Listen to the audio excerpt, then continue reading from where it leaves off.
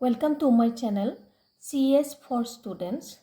মৰমৰ ছাত্ৰ ছাত্ৰীসকল, আজি আমি ক্লাছ 7ৰ Introduction to Information and Communication Technology Part 2ৰ Lesson 7 Working Safely in the Cyber Worldৰ question answer খিনি solve কৰিব ওলাইছো।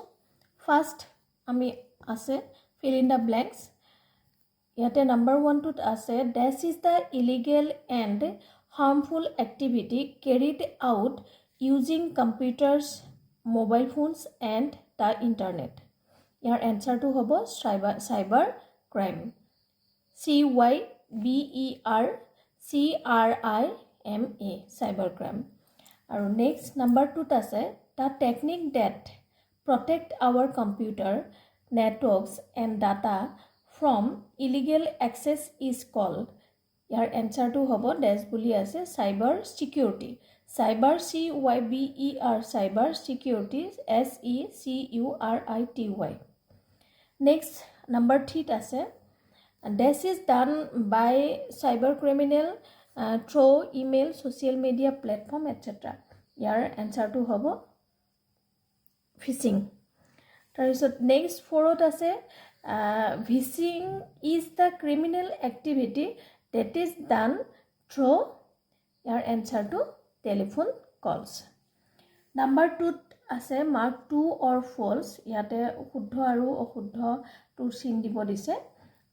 A number 2 ase, if you receive an unpleasant message or come across an inappropriate website, you should not report it to your teachers and parents. Itu অশুদ্ধ কাৰণ আমি যেতিয়া আমাৰ ওয়েবসাইটত যেতিয়া আমাৰ মনে ভাল নলগা কিছুমান মেসেজ বা এটিটো আমাক ক্ষতি কৰিব হেতু আহিলে সেই মেসেজটো আহিলে আমি আমাৰ টিচাৰ বা পেৰেন্টছক আমি হেতু কথা জনোৱা উচিত। গতিকে ইয়াতে যেটো আছে হেতু ফলস হ'ব। আৰু number B আছে, it is safe to share your personal information with strangers online. এটো শুদ্ধ নহয়, আমি কাকো আমাৰ নিজৰ পাৰ্সোনাল যিখিনি ইনফৰমেশন সেইখিনি আমি শেয়াৰ কৰিব অচিনাকি মানুহক আমি নালাগে। গতিকে ইয়াৰ এনসাৰটো ফলস হ'ব। C আছে যে cyber bullying include sharing embarrassing photographs online without your permission. Cyber বুলিঙত এটো আমাৰ পাৰমিশন নোহোৱাকে ফটোগ্ৰাফ বিলাক শেয়াৰ কৰে, এটো শুদ্ধ হয়। নেক্সট 3 আছে, write a note on cyber crime with example. যে সাইবার ক্ৰাইমৰ বিষয়ে এটা টুকা লিখিব দিছে উদাহৰণৰ যোগেদি। ইয়াতে আমাৰ কিতাপত আছে, ধুনিয়াকে আছে। আমি কিতাপৰ পৰা আমি এই কুৱেশ্যনটোৰ এনসাৰ দিব পাৰিম। পেজ নম্বৰ 55ত আছে। তোমালোকে বুজিবও সুবিধা হ'ব। গতিকে মই ইয়াৰ পৰা কুৱেশ্যনৰ এনসাৰটো দি দিছো যে cyber crime is the illegal and harmful activity done using computers, mobile phones and the internet. আৰু তাতে আছে যে উইথ এক্সাম্পল দিছে, উদাহৰণ সহ ক'ব দিছে। ইয়াৰ ভিতৰত আমি হেকিং ক'ব পাৰো, ফিশিং ক'ব পাৰো, এক্সাম্পল আৰু ফিশিং বা স্মিচিং এইকেইটাৰ ভিতৰত আমি লিখি দিলে হৈ গ'ল। Next, G2 4 number question, write a few lines to keep yourself safe in the cyber world. Cyber worldত আমি সুৰক্ষিত হৈ থাকিবলৈ আমি কেইটামান লাইন লিখিব দিছে নিজৰ ভাষাত। আমি প্ৰথম আমি এইটো এনসাৰ দিবলৈ গ'লে আমি পেজ নাম্বাৰ আমি পাইছিলো যে সাইবাৰ পেজ নাম্বাৰ আমাৰ 55তে আছে যে সাইবাৰ ওয়াৰ্ল্ড কি, সাইবাৰ ওয়াৰ্ল্ডত কেনেকৈ আমি সেফ হৈ থাকিম হেতু আছে। ইয়াতে আমাৰ যেনেকৈ আছে কিতাপত আমি তেনেকৈ এনসাৰটো আমি লিখিম। The cyber world include the online spaces, network and digital environment where we interact, communicate, work, play and share information.